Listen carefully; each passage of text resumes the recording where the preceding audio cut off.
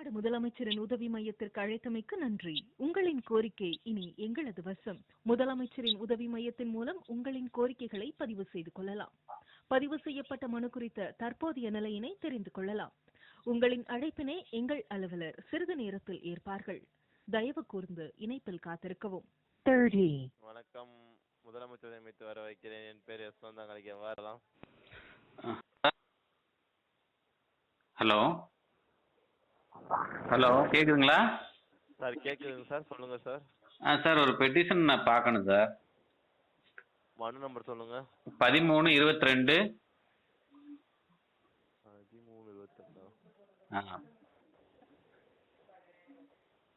Hello 1322 1972 sir. 1322 19 72. ஆமாம் sir. எப்படி காத்துருங்க sir, நான் எடுத்து வரேன். அடைப்பில் காத்த முன்னாடி உங்கள் மனு ரிஜெக்ட் பண்ணிக்காங்க சார். என்ன காரணம் சார்? என்ன சார், படிச்சு வர்றேன் சரிங்களா? சொல்லுங்கள் சார். ஆன்லைனில் மனு கொடுத்துருந்தீங்க கரெக்டா? ஆமாம் சார்.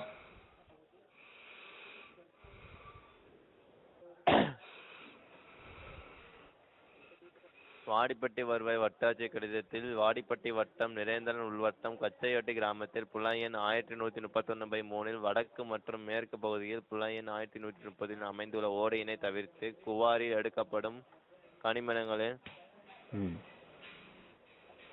கனிமங்களை வாகனங்களில் கொண்டு செல்ல தனியார் பட்டா நிலப்பாதை வழியாகவும் கிராம நத்தம் வண்டிப்பாதை வழியாகவும் அரசு புறம்புகள் தார்ச்சாலை வழியாகவும் ஊராட்சி சாலை வழியாகவும் கொண்டு செல்ல பாதை வசதி உள்ளது என அறிக்கையில் தெரிவித்துள்ளார் என்ற விபரம் தெரிவித்துக் கொள்ளப்படுகிறது. மனு நிராகரிக்கப்படுகிறது போட்டிருக்காங்க.